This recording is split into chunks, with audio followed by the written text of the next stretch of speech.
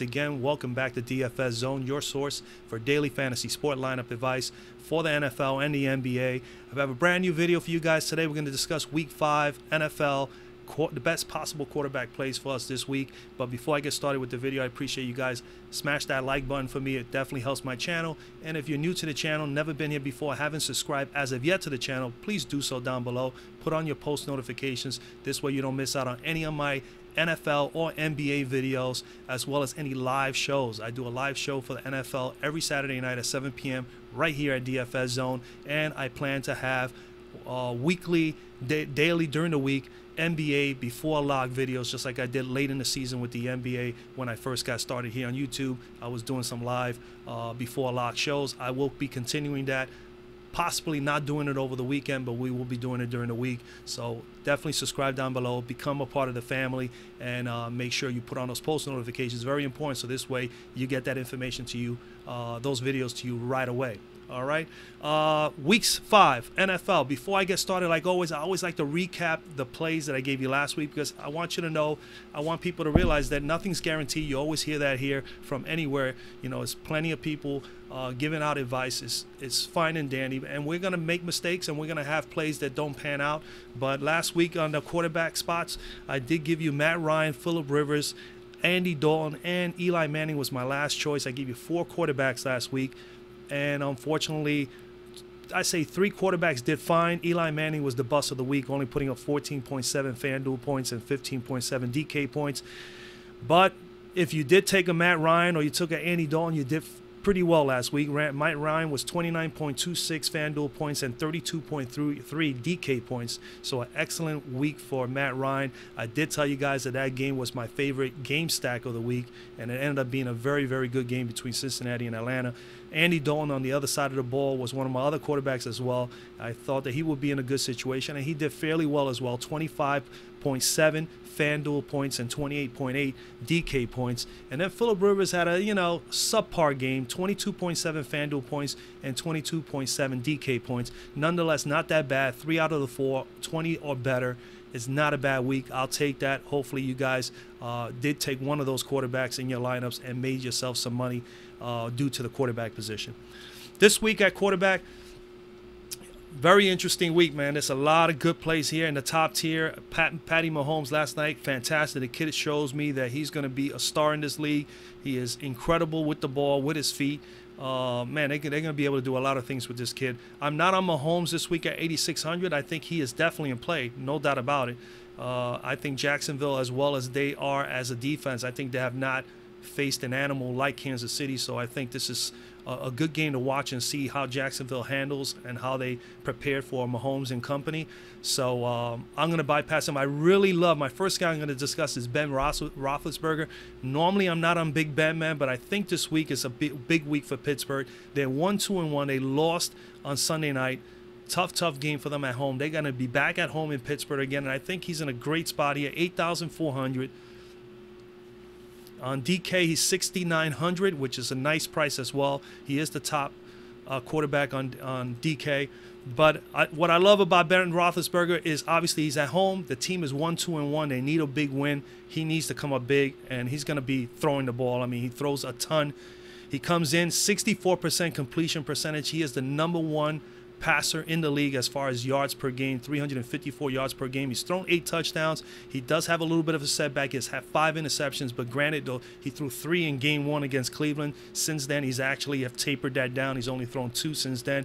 He is second in pass attempts in the NFL right now, which you always, if you're looking for fantasy as far as a quarterback, and me being a GPP player, as well as sometimes, cash play as well, but definitely a cash play for him today. This week is good for those who want a cash play, but GPP's definitely got a lot of upside, and we know he's capable of putting 30-somewhat points. He had 15 and 25. He had 38 here. He's averaging 23, throwing 353.5 yards per game and 9 touchdowns thus far this year. And those numbers are great. And like I said, at pass attempts, second most in the league. He's thrown 186 thus far this year for about 46 attempts per game.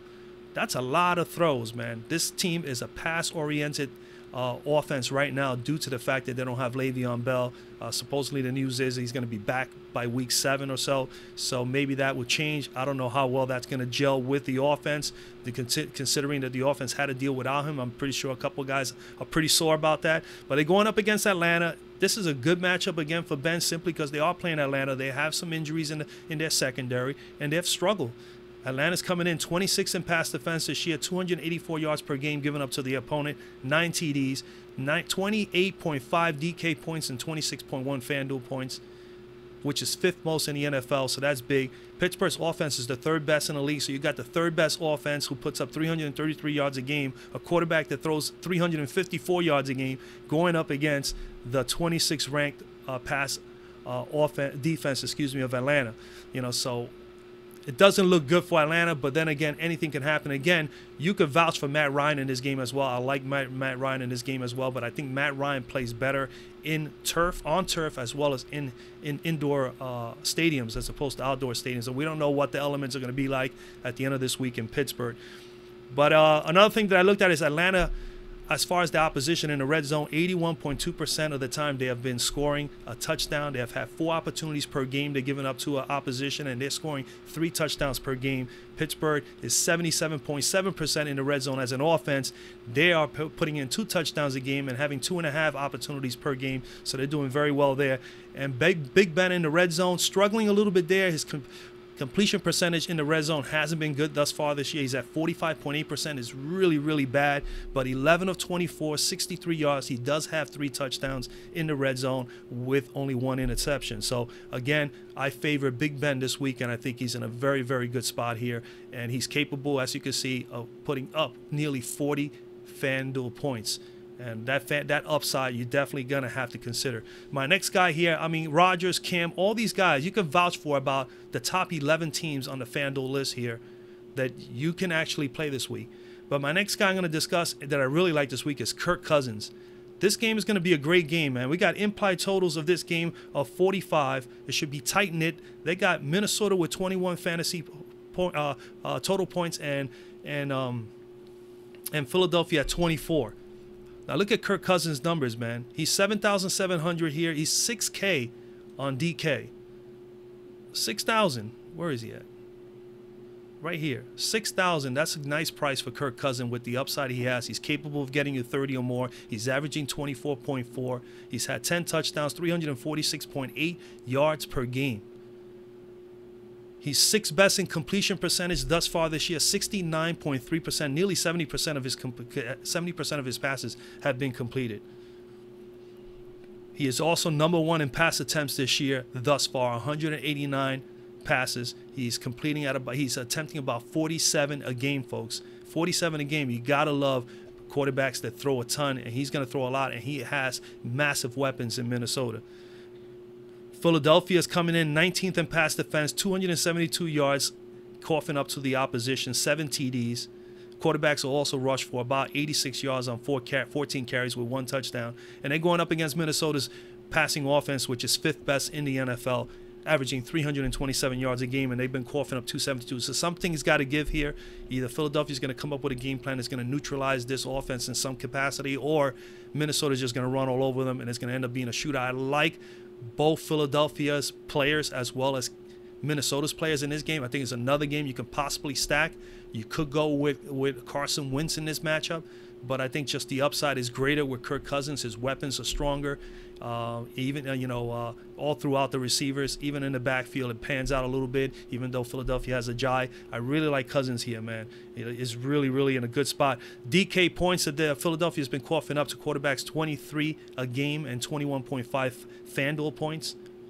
The red zone opportunities, Philadelphia has definitely been very tough in the red zone to the opposition. They're only averaging 43.7% conversion in the red zone, having 4 opportunities per game and only converting 1 touchdown and 1 field goal, whereas Minnesota's offense is converting at 60%, which could be better. They're getting 2.5 attempts per game and scoring 1 touchdown and 1 field goal. Now, you say 2.5 attempts a game with all the passing he does. Well, a lot of the times they score, and he has 10 touchdowns and 2 interceptions, Kirk Cousins, is because he has had 30 or 40 yard passes that have gone for touchdowns, and that's the reason why. you know, you don't see much of a conversion rate here in the red zone. But if they get in that 20-yard line or so, I could see them definitely being able to get in the red zone here. Cousins in the red zone, 10 out of 15, 62.5% completion percentage in the red zone. He's done excellent there. 87 yards, 6 TDs, 0 interceptions. So he's pretty good, and we know he's capable of extending the play with his feet, and he's capable of throwing the ball while he's running. So he is this. It's just a great matchup, guys. I think that it's definitely someone you should consider this week is Mr. Kirk Cousins. My third, I got three quarterbacks for you today. My third quarterback, I haven't been on him all year as of yet, but I've been impressed with the way he's been playing the last 3 games, especially the last 2, and that is Mr. Derek Carr. Derek Carr, another good matchup here. Implied totals for this game, 53.5 with Oakland 24 and the Chargers 29.5. I think this game has the possibility of going in the 30s. I really love this game at 4 o'clock. Derek Carr, 7K here on Fanduel is a good price for him with his upside and the way he's been playing. 5.2, 5,200 on DK. He's 4th in the league in completion percentage. I'm going to keep mentioning that about quarterbacks because I really like to see them complete passes. 71%. I also like that his pass attempts is 5th best in the league. He's thrown 169 passes and on an average of 42 attempts per game. He had a massive 58 passes the other day. He's averaging 343 yards, as you can see here, 6 touchdowns. Granted, coming into this game, he only had 2 touchdowns. With all that throwing, he's at over 1,300 yards passing. He's averaging 343 yards, like you see here, but finally this offense is starting to click. This week, everybody in the offense got involved in the game. Cook had a massive game. Nelson had a great game. Cooper had even a better game. Okay, the backs, Marshawn Lynch over 100 yards. And, of course, Mr. Carr putting up 33.5 fantasy points and 437 yards, passing. It's impressive. The only thing that the only drawback with him, he's still coughing up the ball too much. 7 interceptions, 2 interceptions this past weekend, 2 against Miami, and 3 in Game 1 against the Rams. If he can just cut that down, he will put himself in better position for us, even as fantasy players. We'll be able to see him extend the drives longer without throwing a turnover that, gives the ball up to the opposition. He gets to keep the ball, be able to get downfield, more yards, more opportunities, more pass attempts, more fantasy points. So if Carr can clean that up and minimize those interceptions to 1 or none at all, we're going to be in very, very good shape with Derek Carr this week. He's going up against the Chargers. Chargers are 21st in the league in pass defense. They're letting their opponents' quarterbacks complete 63% of their passes per game. 276 yards per game. They have allowed 10 massive touchdowns. This is a great opportunity for Derek Carr to put up a couple of scores, especially if this John Gruden offense is starting to really formulate. I really see them really being a power. They just need that defense. Unfortunately, they lost their best player. They decided not to do good by Khalil Mack, and Mack has made the Bears one of the best defenses in the NFL. So they need to improve on defense and give them that offense an opportunity to put up enough points for them to win more games. But I think Oakland is going to be on the road to bigger and better things here. The Chargers have been coughing up 23.2 DK and 22.4 FanDuel points, which is the 10th most fantasy points per game given up to quarterbacks in the red zone. Chargers 61.5% as far as the opponents getting in there and scoring, three opportunities per game and coughing up 2 TDs. Oakland, on the other hand, is 50% in the red zone. They need to improve in that area. They have had 4 opportunities per game and only scoring 2 touchdowns a game.